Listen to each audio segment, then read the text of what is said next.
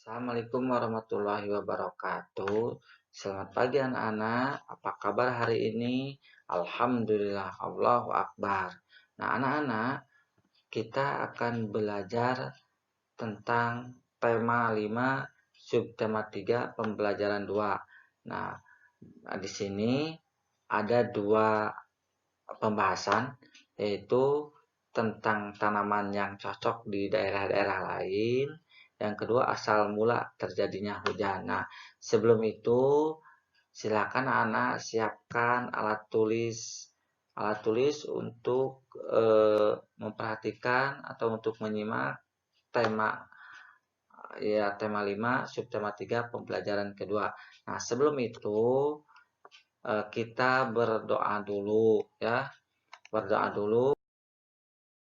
Sebelum memulai pembelajaran, kita berdoa terlebih dahulu ya, agar proses pembelajaran dan kegiatan kita hari ini dapat dimudahkan oleh Allah Subhanahu wa taala.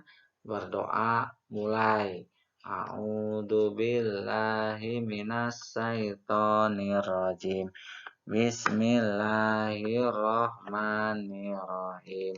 Raditu billahi robba wabil islami dina wabi muhammadin nabiyya wa rasula rabbi zidni ilman warzuqni fahman.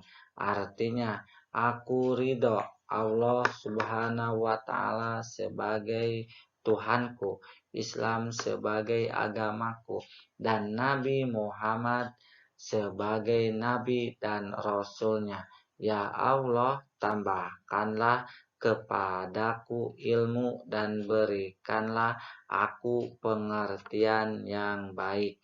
Amin. Alhamdulillah. Kita lanjut ke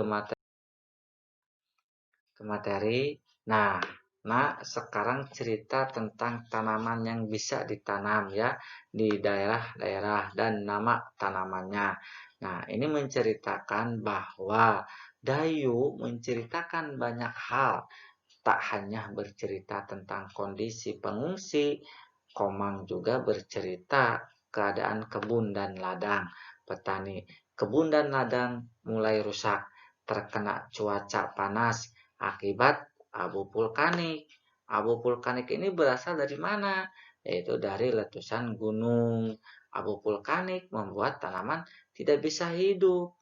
Kenapa? Karena panas abu vulkanik itu, dan juga tidak cocok untuk ditanam tanaman yang baik. Nah, kemudian Siti mengajak teman-teman berdiskusi tanaman apa yang tepat ditanam pada daerah dan musim tertentu. Nah, diskusi dimulai dengan mendata asal daerah dengan tanaman khasnya. Nah, di sini, lihat contoh tabel di bawah ini, tanaman yang tumbuh subur di daerah asal. Nah, di sini ada asal daerah, tanaman yang tumbuh subur.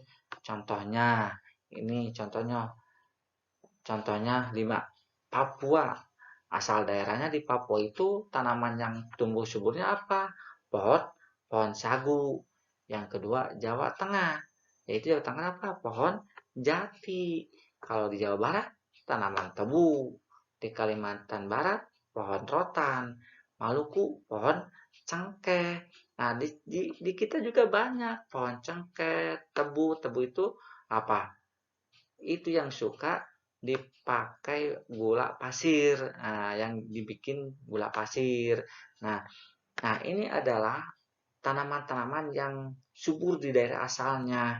Nah itu ya. Kemudian sudah itu, lihat,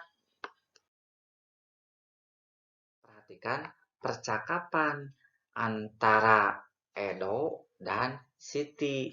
Nah, kata Edo, kata Edo, kata Siti ini, maaf. Kata Siti, tanaman apa yang banyak tumbuh di daerahmu, Edo? Nah, kata Edo, di Papua banyak pohon sagu. Kalau di daerahmu, tanaman apa yang tumbuh subur, Siti? Maka Jawaban Siti di Sumatera Barat, daerah asalku, yaitu padi tumbuh dengan subur. Nah, di kita juga ada ya padi. Nah, di Sumatera Barat juga padi. Nah, kata Edo, aku akan bawakan papeda untuk kalian. Papeda itu makanan khas Papua yang terbuat dari sagu. Nah, ini percakapan antara Edo dan Siti. Ya, itu menerangkan tentang apa? Tentang tanaman yang subur di daerah-daerah masing-masing.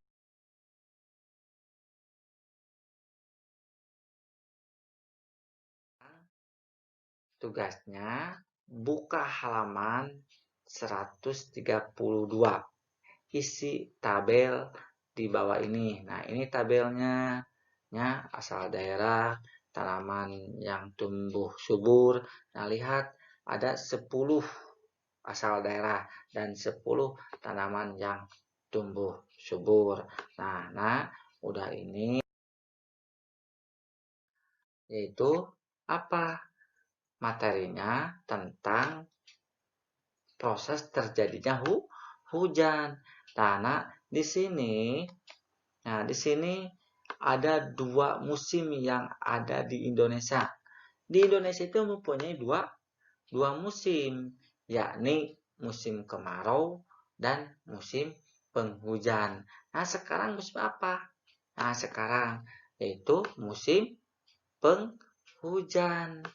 Terjadinya di bulan apa? Ya, biasanya di bulan ya Januari, Februari itu akan hujan terus, musim hujan. Desember, Oktober itu sama, itu akan musim hujan. Kalau musim kemarau di bulan Maret, Juni gitu kan. Itu akan terjadi antara 2 musim, musim kemarau dan musim penghujan. Nah, di sini ada gambar. Nah, ini ada gambar matahari. Nah, gambar matahari. Ini awan. Nah, ini awan lagi sama yang ini awan putih. Nah, yang ini uap. Nah, yang ini air. Nah, ini air. Nah, ini gunung. Yang ini gunung. Nah, yang ini airnya sungai. Nah, ini akan terjadi hujannya dari mana asalnya? Nah, lihat gambar selanjutnya.